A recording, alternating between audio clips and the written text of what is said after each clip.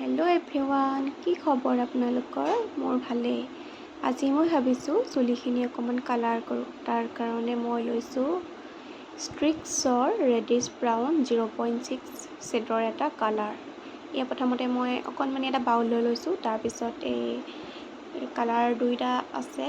এটা মই ৰেড কালাৰটো লৈ লৈছোঁ।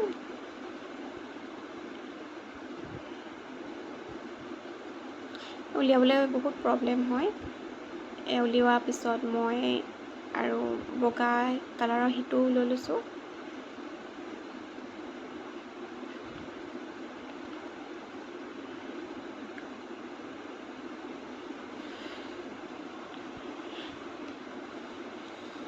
ধুনীয়াকৈ মই মিক্স কৰি ল'ম। মিক্স কৰাৰ পিছত মই চুলিত ল'লোঁ, কিন্তু চুলিত লগোৱা নেদেখালোঁ। এয়া মোৰ ফাইনেল ৰিজাল্ট। কেনেকুৱা হয় জনাবচোন আপোনালোকে, আৰু ভাল পালে লাইক কমেণ্ট কৰি দিব।